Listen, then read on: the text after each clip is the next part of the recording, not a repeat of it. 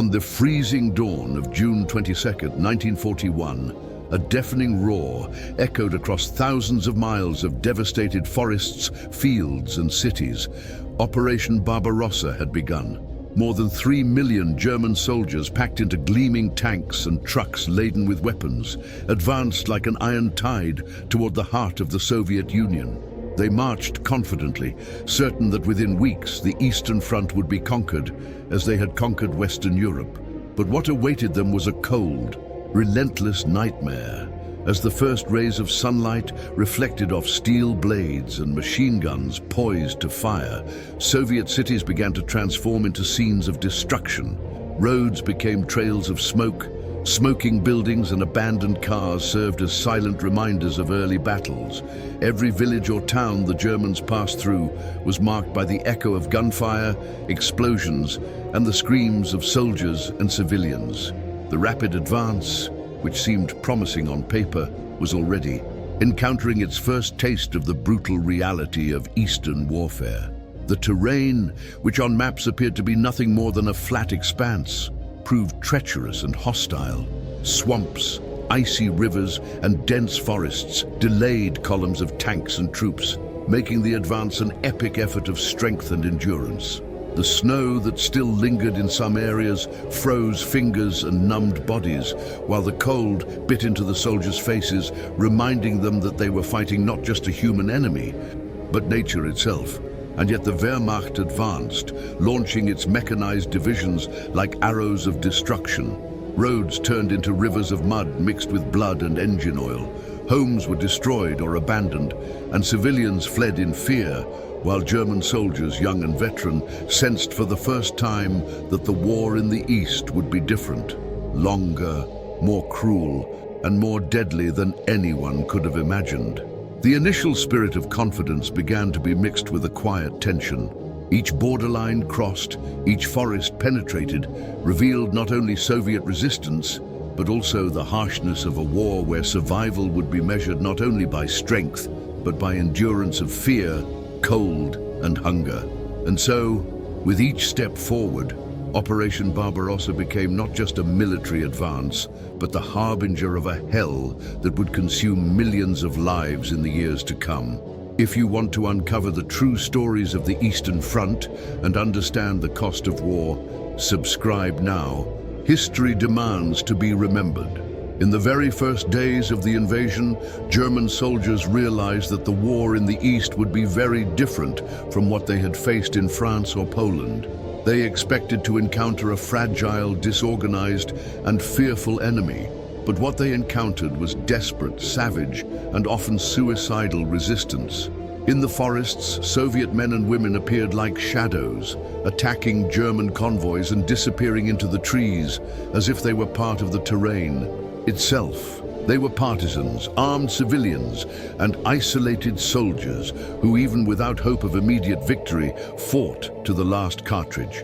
Every bend in the road could hide an ambush. Every abandoned house could be filled with deadly traps. In the open field, the Wehrmacht crushed entire columns of the Red Army. Panzer tanks advanced like metallic beasts, machine guns spewing incessant fire. The ground turned red as Soviet soldiers were torn apart by explosions or run through by hail of bullets. Many German officers watched the scene and believed victory would indeed be swift. But there was something disturbing. The Soviets, even surrounded, even knowing death was inevitable, did not surrender easily. For German soldiers, accustomed to short campaigns and quick victories, this was a brutal culture shock.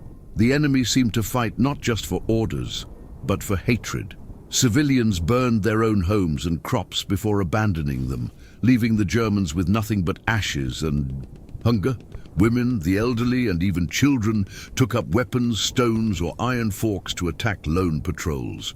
Ruined cities were transformed into makeshift fortresses. A single building could withstand days of attacks, with Soviet fighters firing from windows, basements, and even holes in the ground. Every advance was paid for in blood.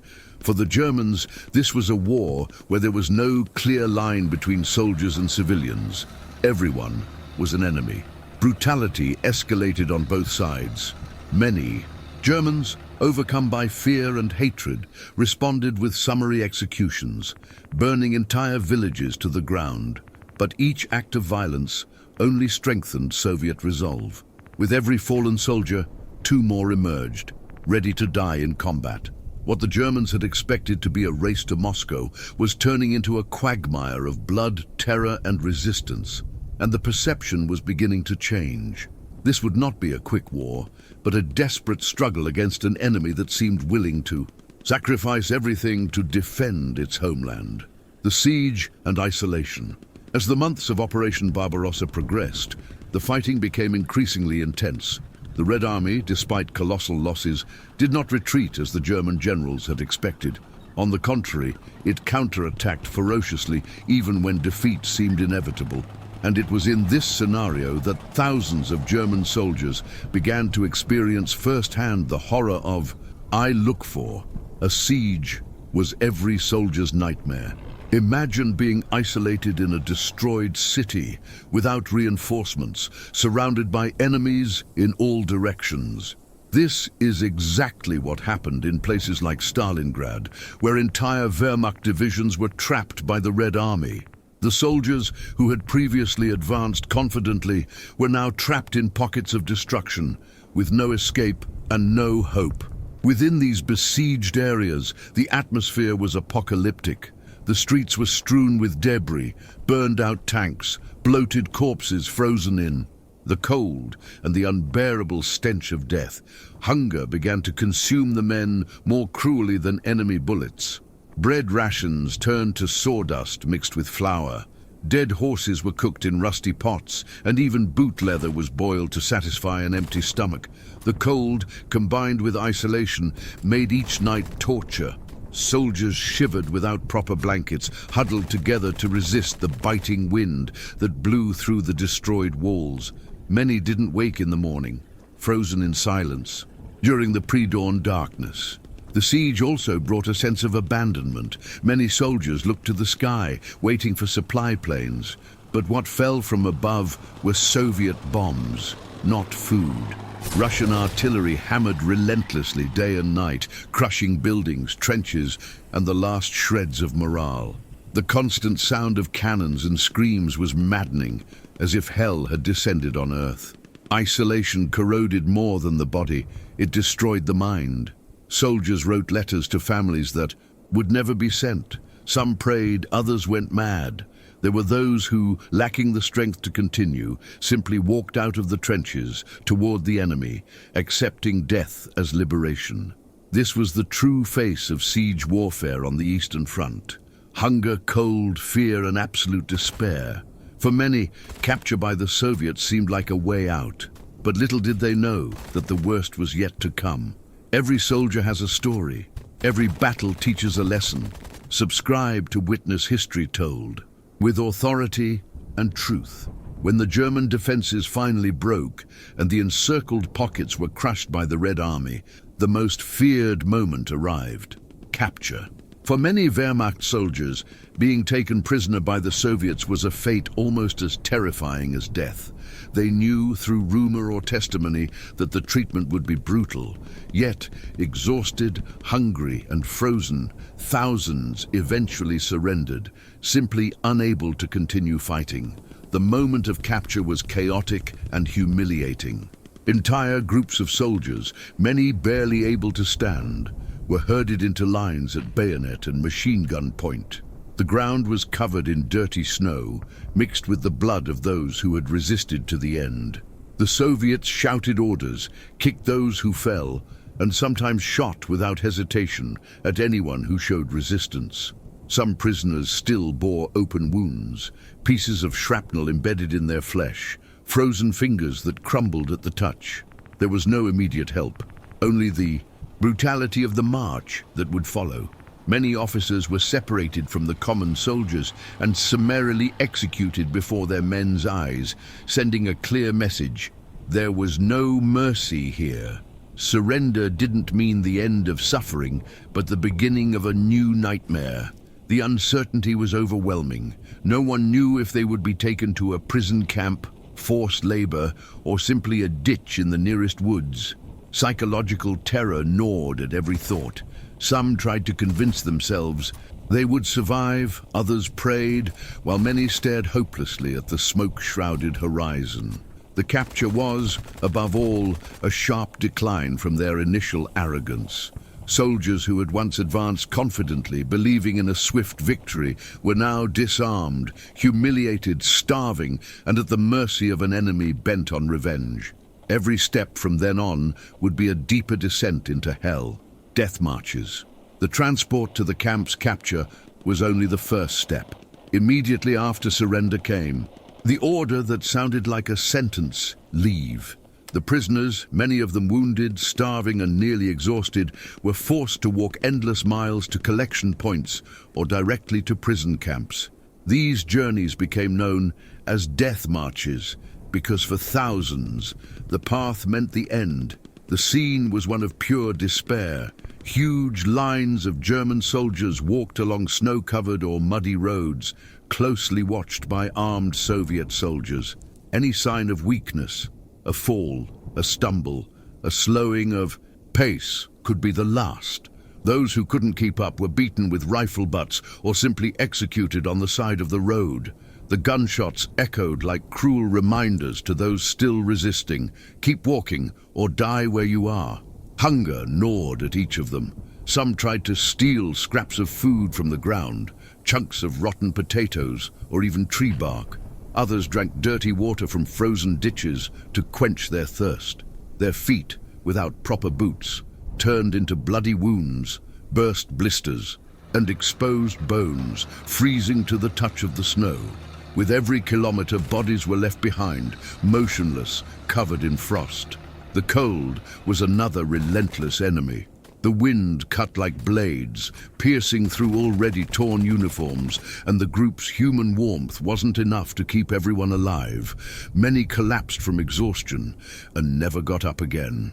On some marches, half of the prisoners died before reaching their destination. The psychological terror was constant. The prisoners didn't know how long the march would last, nor where they were being taken. For them, each step was just a slow approach to death. Some tried to sing softly or recite prayers to steady their minds, but most walked in silence, staring blankly as if they were already dead inside. These marches were not just transportation, but a cruel and inhumane test of survival. For those who managed to resist to the end, another terrible fate awaited them: the Soviet prison camps, where suffering would take on new forms. And there would be no respite. The shock of the Soviet concentration camp. After endless marches, the survivors finally reached their destination, the Soviet prison camps. Many believed that at least there they would find rest. But what they saw before their eyes was even more terrifying than the death marches. The camps were makeshift facilities, often erected in isolated forests or war-torn regions. Barbed wire fences, watchtowers, and rotting barracks served as prisons for thousands of men. The shelters were miserable: poorly sealed wooden huts, muddy floors that turned to ice during the winter, lice infestations, and rats scurrying among the prisoners' emaciated bodies. The smell of sweat, blood, and disease was unbearable. Overcrowding was a constant torment. Tents built to house 100 men held 300 or more, crammed like animals, sleeping side by side on damp straw. Many spent the night standing because there simply wasn't enough room for everyone to lie down. Each morning, stiff, frozen bodies were dragged out, lined up in heaps of corpses like disposable objects. Food was almost non-existent. A bowl of thin soup, made from dirty water mixed with potato or beet peelings, was shared among several men. Bread, when it came, was scarce and hard as stone. Hunger gnawed at the insides and turned companions into rivals. Some stole scraps of food at night, others rummaged through the garbage hoping to find something chewable. Desperation drove proud men to beg for scraps like starving dogs. Surveillance was severe. Soviet guards patrolled with weapons always ready. Any attempt at escape or insubordination was punished mercilessly. Beatings to death or public executions that served as an example to the others. Fear hung over everyone like a constant shadow. And then there was the psychological impact. Men who had once marched proudly in impeccable uniforms were now reduced to living skeletons, dressed in rags, bearded and covered in wounds. Many could not bear the shame, suffering and uncertainty. Eyes once filled with arrogance and confidence now reflected only emptiness, as if their souls had abandoned their bodies. For the prisoners, arrival at the camp was not the end of the journey, but the beginning of a new hell, where daily survival was the only objective and where each dawn was won at the cost of pain, hunger and fear. From the front lines to captivity, we bring history alive. Join us. Subscribe for verified, powerful accounts of WW2. If arrival at the camp had already been a brutal shock, what awaited the prisoners in the following days was even more devastating. Constant hunger and unsanitary conditions that turned every moment into a nightmare. The daily rations, when they came, were meager. A thin soup made of murky water with a few pieces of rotten cabbage or potato peelings was served in rusty metal bowls. Often the taste was bitter and the smell nauseating, but even so, the prisoners devoured every drop as if it were a feast. Some days they received a small piece of dark bread, so hard it had to be soaked to keep their teeth from breaking. For many, this bread was their greatest treasure, hidden in their coats, guarded like a relic, fought over in desperate fights. The human body, deprived of nourishment, began to transform. The soldiers, once strong and proud, became walking skeletons. Their ribs protruded beneath their thin skin, their faces sank into shadows, and their eyes, always sunken, lost any gleam of life. Many succumbed. They fell to the ground during the night and never rose again, dead from starvation. But hunger wasn't the only enemy. The camps were hotbeds of disease. Overcrowding and filth turned warehouses into veritable breeding grounds for epidemics. Lice infested the bodies, causing incessant itching and infected wounds. Rats scurried among the prisoners, biting open wounds or fighting with the men for scraps of food. Diseases like typhus, dysentery and tuberculosis spread like wildfire, killing en masse. The cold made everything worse. Torn uniforms and tattered boots offered no protection from the biting wind. Men shivered senseless, huddled together for warmth. Ice clung to their wounds, turning them into black holes of dead flesh. Each morning, dozens of frozen bodies were dragged from the barracks and dumped into mass graves, covered only by a thin layer of snow. Desperation drove many to madness. There were reports of men eating grass, mud, and even soap to trick their stomachs. Others, in their darkest moments, reached the brink of insanity, looking to dead comrades not as friends, but as potential sources of survival. Within these camps, hunger was not merely a symptom of war. It was a silent and efficient weapon, used against those who dared invade Soviet soil. It was an invisible enemy that killed slowly, corroding the body, breaking the spirit, and leaving the prisoners reduced to shadows of their former selves. Forced labor and exploitation. For those who survived hunger and disease inside the camps, there was no respite. The war-torn Soviet Union needed to rebuild its factories, roads, railways and mines destroyed by the Germans themselves. And who would do this work? The prisoners of war. Thus began a routine of modern-day slavery.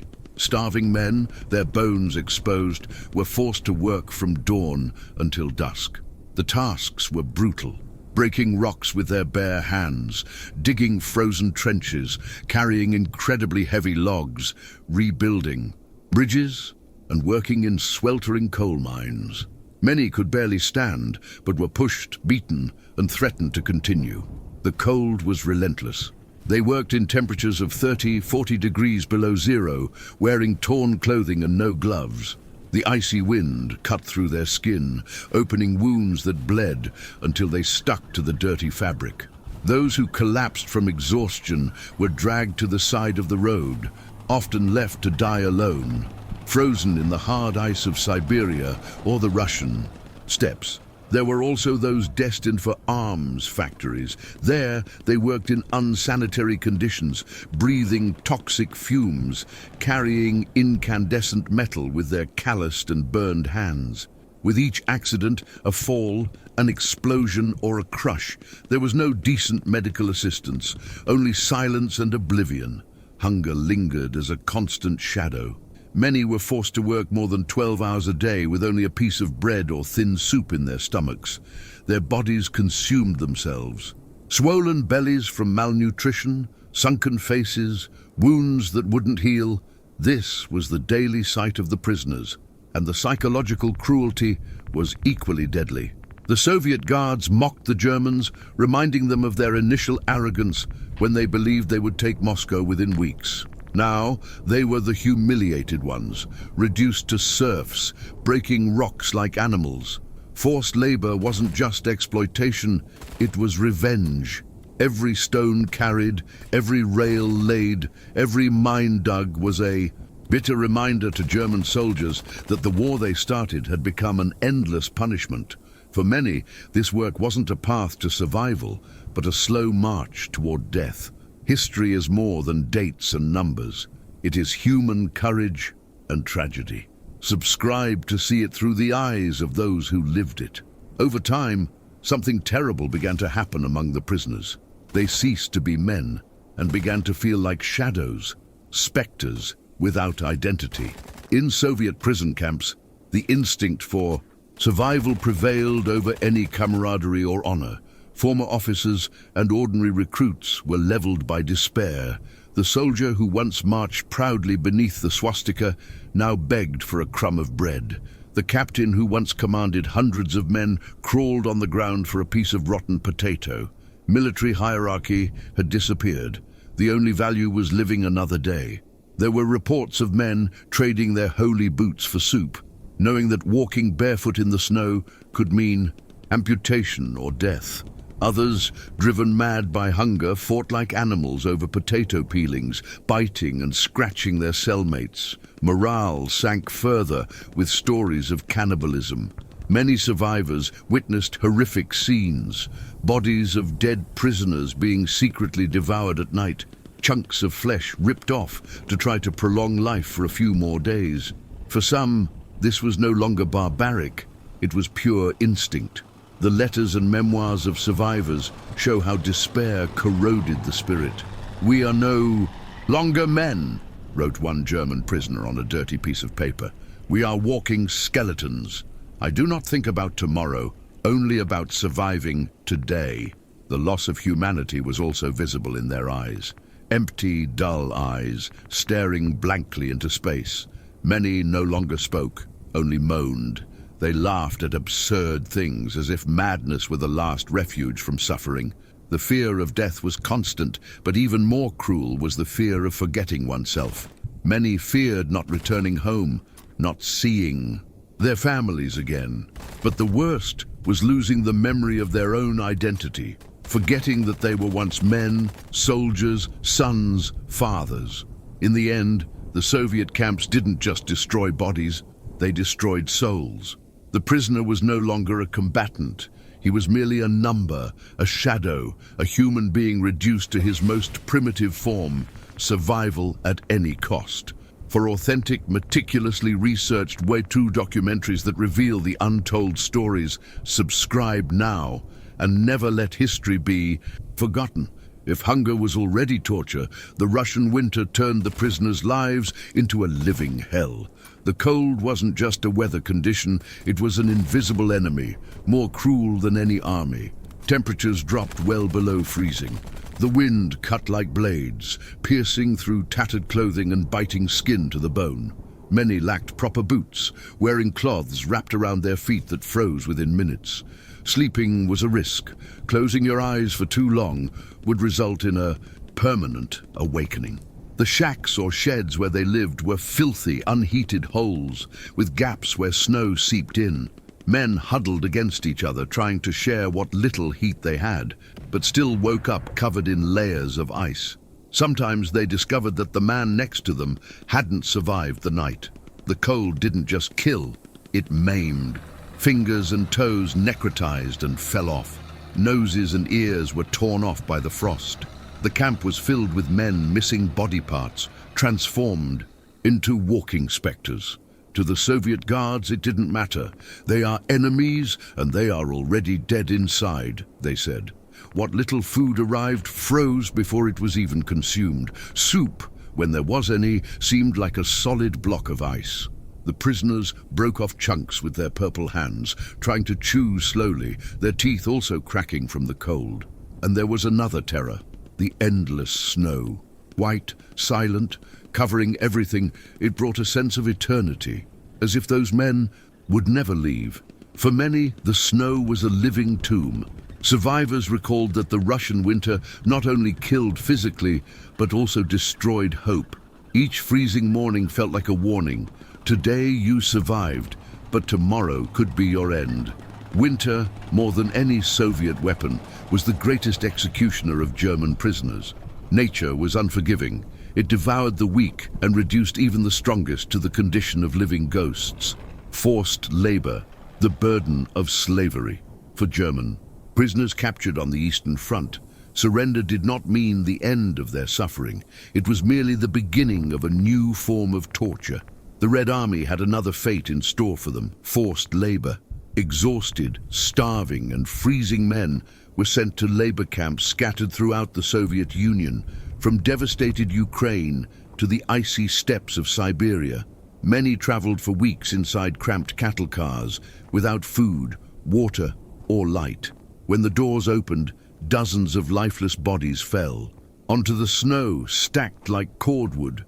Those who arrived alive discovered that the work was a slow death sentence. They dug trenches, cut down trees in the bitter cold, built railroads, bridges and factories, all with flimsy tools and bodies barely able to stand. The guards shouted beat, and anyone who fainted was dragged outside and left there to freeze to death.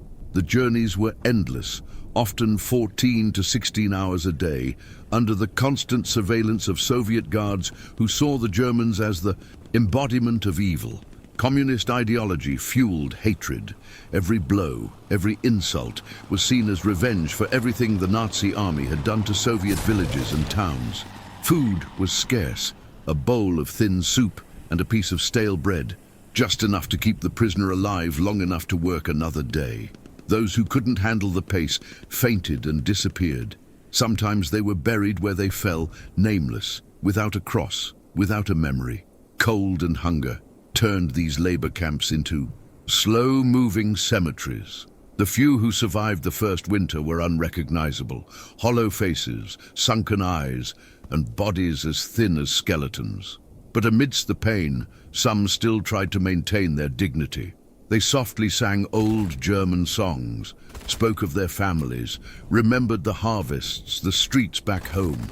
They were small glimmers of humanity amid the darkness of slavery. The Soviets called it re-education labor, but for the prisoners, it was a sentence without trial, a punishment that never ended. Every shovel blow, every stone lifted, every drop of frozen sweat was a cruel reminder. The war might be over, but for them, hell was just beginning. Escape attempts and severe punishments. Even in the face of hunger, cold, and exhausting labor, hope persisted in the hearts of some prisoners. Some dared to attempt escape, imagining they could escape the Soviet prison and find freedom, or at least death by their own hand, before the camp consumed them completely. Escape attempts, however, were almost always fatal. Guards constantly patrolled the camps and the barbed wire perimeter, ready to shoot at the slightest suspicion. Those who dared to run were chased by dogs, hunted, and shot. Many were killed before even crossing the camp border. Others, recaptured, faced severe punishments that served as examples for the rest. Brutal beatings, confinement in freezing cells without food or water, or even public executions in front of their fellow inmates. Fear grew with each. Failed attempt. Anyone who saw a comrade shot or beaten quickly learned that any sign of disobedience was synonymous with death. Some prisoners became apathetic, paralyzed by terror, while others, desperate, planned secret routes, relying only on luck and the darkness to try to survive. The snow, cold, and hostile terrain were also relentless allies. Even the strongest succumbed to exhaustion, collapsing in the snow, freezing, and being found only as white silhouettes against the horizon. Each failed escape not only cost lives, but also destroyed any hope the prisoners had left. Despite the desperation, some stories of escape survive as testaments to courage. Men who traversed miles of icy forests, hiding in the shadows, momentarily escaped death, only to be recaptured weeks later, exhausted, starving, and shattered by cold and hunger. The lesson was clear. In Soviet camps, the outside world offered no refuge. Every step toward freedom could be the last. And for those recaptured, the punishment was not just physical but psychological, crushing hope, morale, and any trace of resistance. The fate of the prisoners who dared to escape was a reminder that on the Eastern Front, war was not limited to combat. It extended into everyday life, transforming every act of bravery into an extreme risk of death. The impact of climate and epidemics. While armies clashed on devastating battlefronts, where steel met flesh and artillery reshaped geography, a parallel, silent, and even more insidious war was waged in the prison camps scattered across the Soviet vastness. For the captured German soldiers, surrender did not mean the end of their suffering, but the beginning of a new kind of hell, where the enemy was not just the armed guard or the brutal interrogator, but nature itself in its most cruel and indifferent manifestation. The unforgiving climate of the Russian steppe and the epidemics that flourished in the misery became executioners as efficient as any firing squad, reaping lives with methodical, impersonal, and inexorable cruelty. The icy vastness of Russia proved a formidable adversary, perhaps more fearsome than any human army. The Russian winter, with its legendary fury sung in poems and etched in the collective memory of failed invaders over the centuries, descended upon the countryside like a mortal shroud. It wasn't just the cold, that simple and inadequate word to describe the experience. It was a physical, almost conscious presence, a force that penetrated the poorly assembled planks of the barracks, that mocked the rags the men wore for clothing, that seeped into the bones, promising a sleep from which one would not awaken. Temperatures plummeted to abysses of 30, 40, sometimes 50 degrees below zero, numbers that ceased to have meaning when all that mattered was the sensation that the air itself had turned to sharp glass, cutting the lungs with every breath.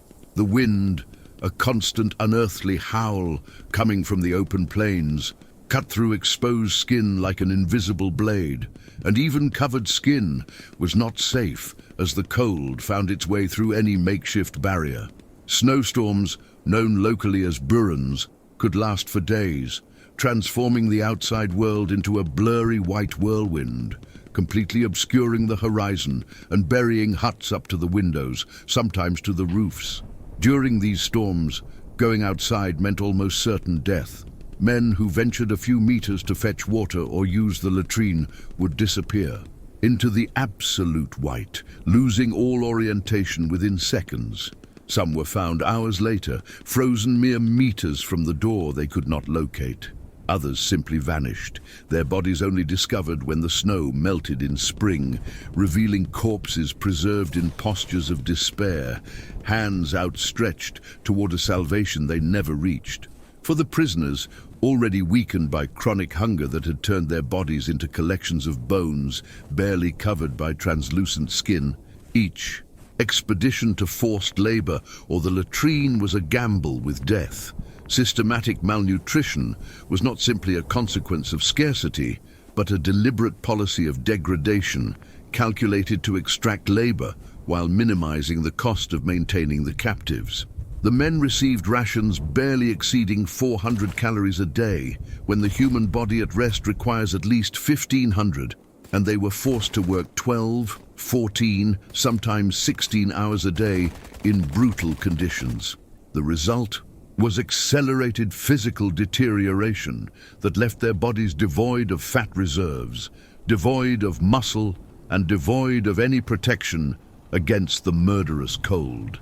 The fingers, gloved in useless rags that had once been socks or scraps of uniform, quickly lost feeling during the long hours of outdoor work. At first, there was pain, a sharp, piercing pain that made the men scream and rub their hands desperately. Then came the tingling, a pins and needles sensation that coursed through dying nerves. Finally, silence arrived, a lack of sensation that was more terrifying than the pain, for it signified the tissue dying. The fingers turned white and waxy, then yellowed, and finally darkened to the black of necrosis, the flesh literally dead while the man still lived. Ears and noses, the exposed sentinels of the face, froze and died without the man even noticing at the time, until a careless touch, an accidental brush, caused them to shatter like porcelain, leaving open, bleeding wounds that would never heal properly in the cold. The feet suffered perhaps the worst fate, wrapped in scraps of cloth inside torn boots that offered little or no protection. The prisoners' feet were constantly wet, either from snow seeping through the holes or from sweat that couldn't evaporate. The combination of moisture and cold created the perfect conditions for what military doctors called trench foot, a condition in which the tissue began to rot even before freezing. The feet swelled until they no longer fit in the boots. The skin turned white and wrinkled, as if it had been submerged for days, and then began to peel away in large patches, revealing raw, bleeding flesh beneath. When frostbite added to this condition, the feet became blocks of unbearable pain, and with every step, the agony of dead tissue rubbing against bone was a reminder of the body's slow disintegration. Many prisoners developed gangrene, and without access to antibiotics or proper surgery, the infection slowly spread, up the limb, up the leg in visible red lines under the skin, until sepsis took over the entire body. Many simply could no longer stand. The combination of extreme malnutrition, exhaustion, and frostbite robbed the men of their basic ability to move.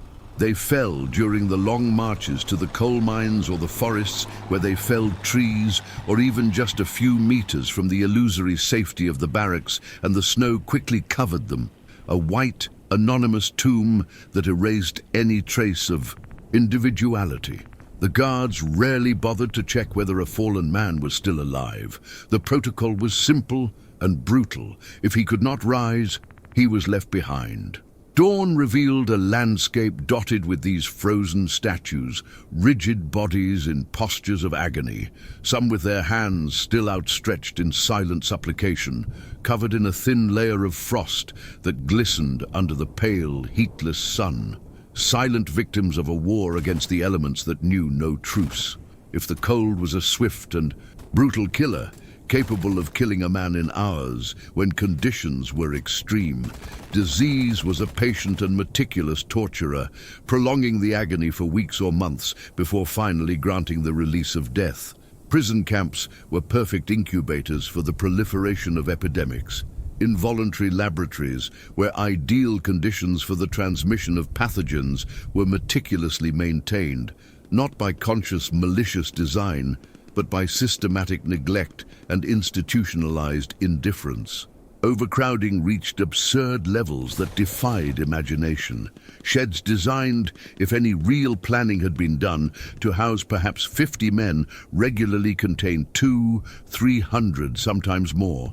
The prisoners slept in raw wooden bunks arranged in 3 or 4 tiers, so close together that it was impossible to roll over without touching the next one. There were no mattresses, only damp, rotting straw that was never changed, fermented with the sweat, urine, and sometimes the blood and feces of the sick who could no longer move.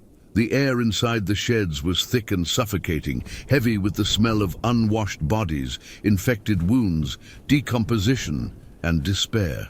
Windows, when they existed, were kept closed during the winter to conserve the minimum heat generated by the crowded bodies, creating a stale atmosphere where oxygen seemed scarce and every breath was a conscious effort. Hygiene was a forgotten luxury, a concept from a previous life that seemed increasingly unreal. There was No soap, not enough clean water, and no bathing facilities. Prisoners could go months without being able to wash properly. Latrines were merely open pits dug in the frozen ground when the ground allowed digging, or simply designated areas where men relieved themselves outdoors. These pits regularly overflowed, especially when dysentery epidemics struck, contaminating the surrounding soil and what little water was available. Water wells, when they existed, were often too close to the latrines, and fecal contamination was inevitable. Drinking water became a game of Russian roulette, where each sip could carry the agents of the next deadly disease. Malnutrition was the universal norm, a deliberate policy that turned once strong bodies into walking skeletons, stripping them of any immune defense. The human immune system, that complex network of cells and proteins that defends the body against microscopic invaders, requires adequate nutrition to function. Proteins are necessary to produce antibodies, and vitamins and minerals are essential for immune cell function. When the body is systematically deprived of these nutrients, when every calorie consumed is immediately burned just to maintain basic vital functions, the immune system simply shuts down. Prisoners became vulnerable to infections that a healthy body would easily fend off, and illnesses that would have been minor inconveniences became death sentences. In this fertile terrain, diseases flourished with obscene exuberance.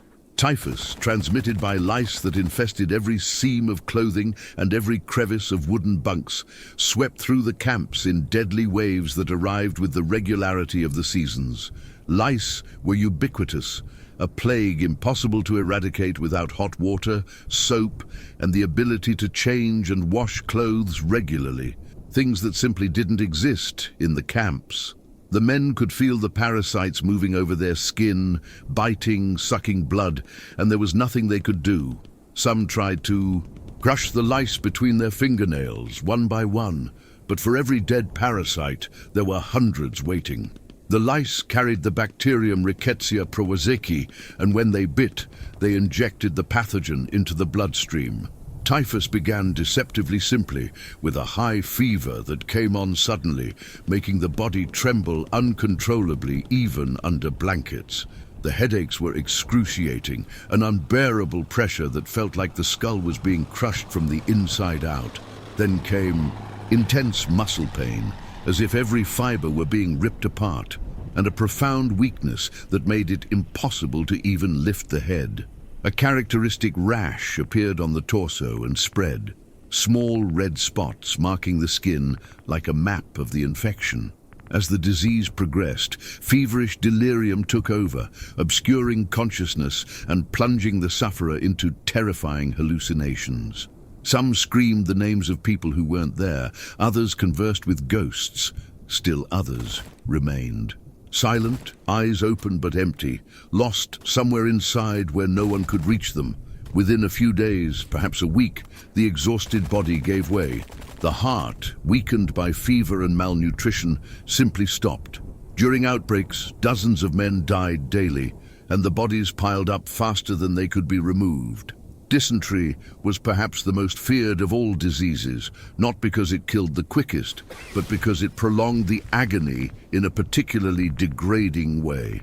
Caused by bacteria or amoeba, transmitted through contaminated food and water, dysentery transformed the digestive system into a furnace of pain. It began with intense abdominal cramps, spasms that doubled men over and made them groan in agony. Then came the frequent, uncontrollable bowel movements, not normal feces, but a liquid mixture of blood, mucus, and sloughed intestinal tissue. Each trip to the latrine was torment, with an intense burning sensation and the passage of material that seemed to tear the intestines. The frequency progressively increased, until the sufferer was evacuating 10, 20, 30 times a day, losing fluids and electrolytes at a rate the malnourished body could not replenish. Dehydration set in quickly. Eyes sunk into their sockets, skin lost all elasticity and hung loosely over the bones, and mouths dried out until the tongue swelled and cracked. The weakness became so profound that men could no longer drag themselves out of their damp, filthy straw bunks. Many simply lay there, lying in their own filth, because they lacked the strength to move, and because their comrades around them were too preoccupied with their own survival to help. The disease robbed them of their final dignity, reducing men who had been soldiers, who had known pride and purpose, to wretched creatures who defecated where they slept. Death came slowly, after weeks of suffering, usually from cardiovascular collapse, when the body lost so many fluids and electrolytes that the heart could no longer maintain its rhythm. Scurvy, the sailor's disease that terrorized exploration fleets for centuries, became common in these landless plains, a cruel anachronism in the 20th century. Scurvy results from a total absence of vitamin C, an essential nutrient that the human body cannot synthesize and must obtain from the diet, particularly from fresh fruits and vegetables. The prisoners' rations contained none of these items. They consisted of moldy brown bread, thin soup made from rotten cabbage, and the occasional piece of salted fish so tough it broke teeth. After weeks or months on this diet, symptoms began to appear. The gums were the first to suffer, swelling and becoming spongy, turning a sickly purple color. They bled at the slightest touch, and soon bled spontaneously, filling the mouth with the metallic taste of blood. Teeth, deprived of the connective tissue that held them in place, began to loosen and fall out, sometimes several at a time. Eating became agony, and many men with advanced scurvy simply stopped trying, hastening their own death by starvation. But the disease didn't stop in the mouth. Old wounds, some healed months or years ago, reopened spontaneously, as if the body were unraveling from the inside out. New wounds appeared without apparent cause. Huge bruises spread beneath the skin with the slightest impact. Bones, weakened, broke easily. Fatigue was overwhelming, and exhaustion so profound that even breathing seemed to require conscious effort. The final stages, internal bleeding, occurred in multiple organs, and death came as a merciful relief. Tuberculosis, the white plague that had plagued Europe for centuries, found an ideal home in the weakened lungs of prisoners. The bacterium, Mycobacterium tuberculosis, spread through airborne droplets, and in the overcrowded barracks with inadequate ventilation, a single infected person could transmit the disease to dozens of others. Tuberculosis is an insidious disease that progresses slowly, over months. It began with a persistent dry cough at first, which the men tried to ignore, but the cough worsened, becoming deeper, more productive, bringing up phlegm that gradually became tinged with blood. Hemoptysis, the act of coughing up blood, was an almost certain harbinger of death in the camp conditions, where there were no antibiotics, no diagnostic X-rays, no sanatoriums, and no adequate rest.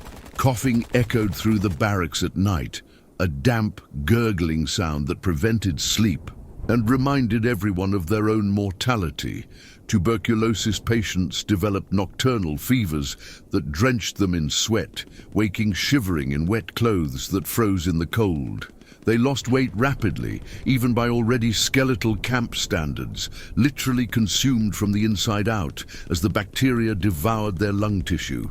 In advanced stages, breathing became a Herculean effort, each breath a conscious labor.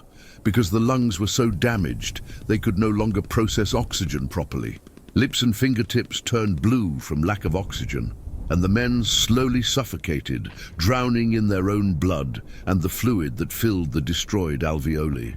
There were no doctors, or rather, there were some prisoners who had been doctors in their previous lives, but they had no tools, no medicine, nothing but their hands and their now useless knowledge. There were no medicines, no antibiotics, no painkillers, no morphine to ease the pain of the dying. There was only the cruel indifference of the guards, who saw the prisoners not as human beings, but as disposable labor units. Once a prisoner became too sick to work, they lost all value and became nothing more than a burden to be disposed of. The sick were seen as a logistical problem.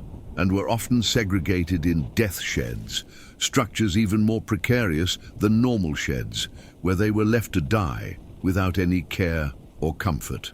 These sheds were places of indescribable horror, where men in various stages of living decomposition lay side by side, some still conscious and aware of their fate, others already lost in delirium. The smell was unbearable, a mixture of gangrene, feces, urine, vomit, and death.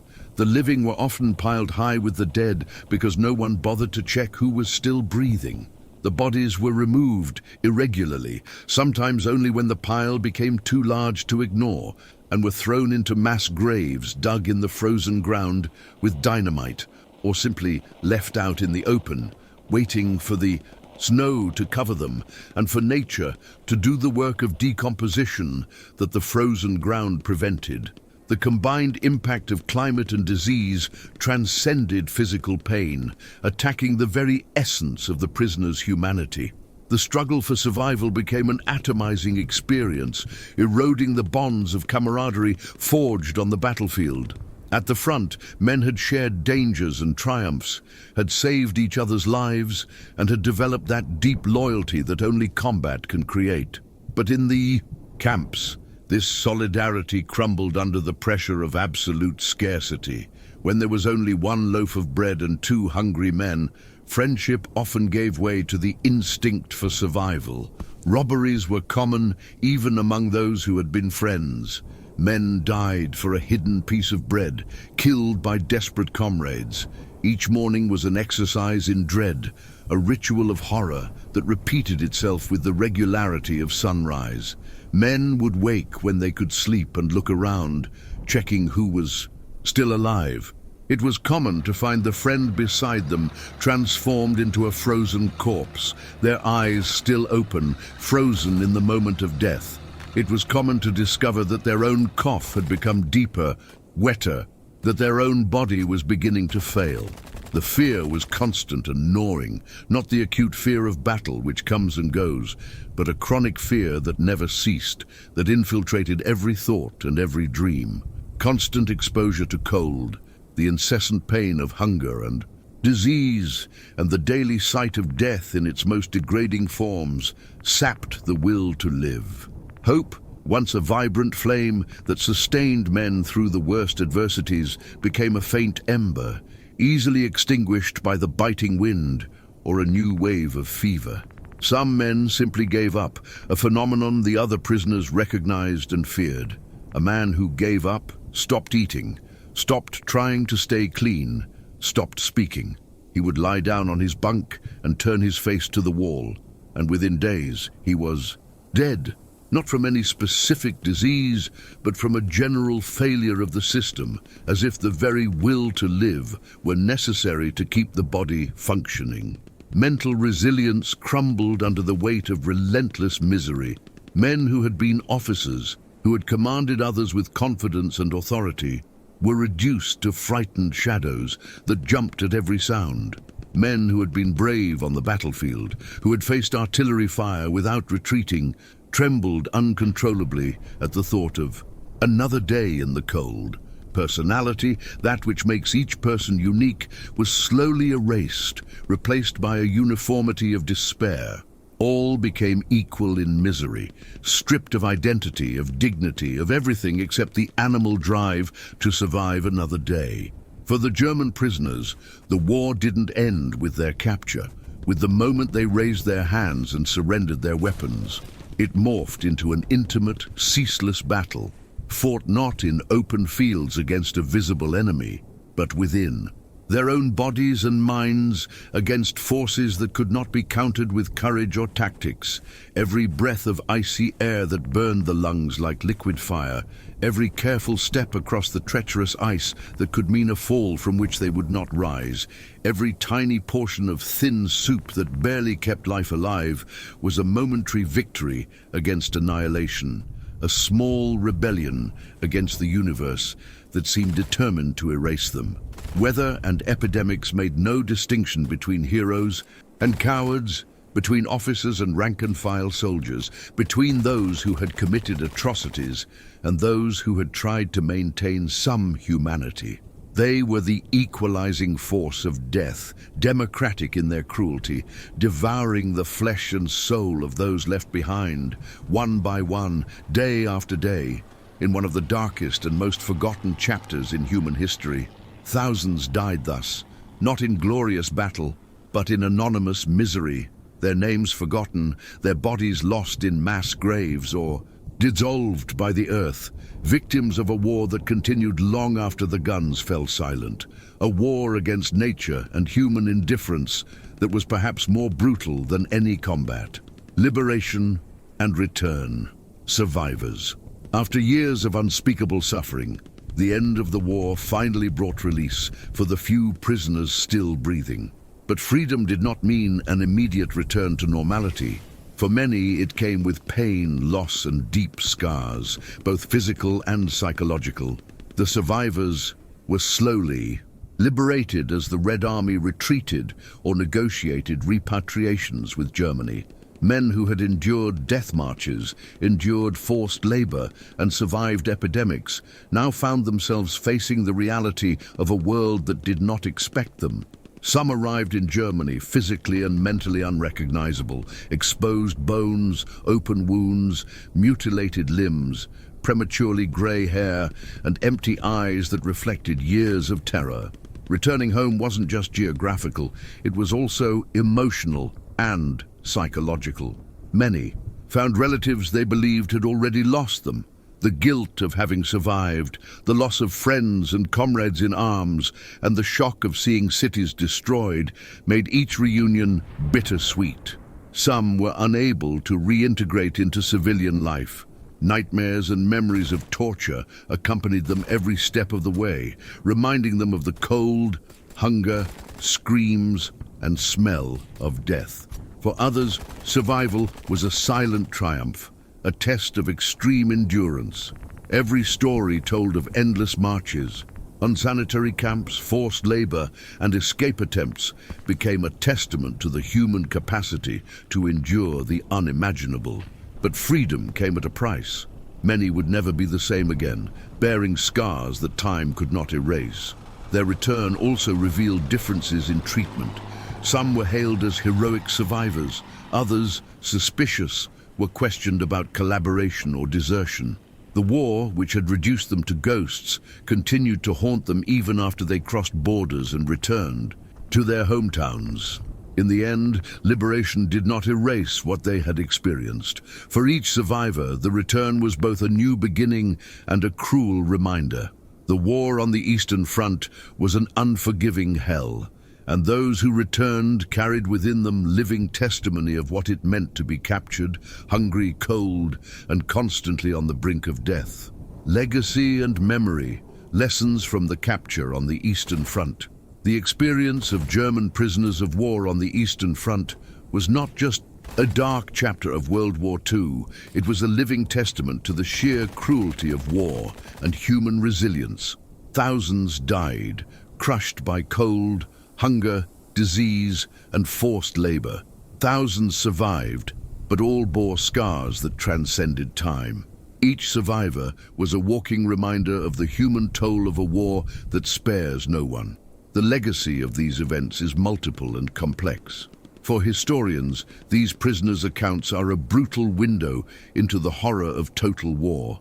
Death marches through snow and mud, unsanitary and overcrowded labor camps, miserable food, extreme cold, devastating epidemics, and daily psychological torture. For the survivors, each memory was a cruel lesson in resilience, suffering, and the fragility of human life when confronted with absolute violence. The stories of these men also carry a historical warning. The Wehrmacht's initial arrogance, the belief that it could conquer the Soviet Union within weeks, found its punishment not only in the enemy's weapons, but in nature itself, in the relentless resistance and brutal conditions of the prison camps. Every detail of the capture, the march to the camp, the forced labor, and the biting cold reveals the true human cost of a war that surpasses any military planning or strategy.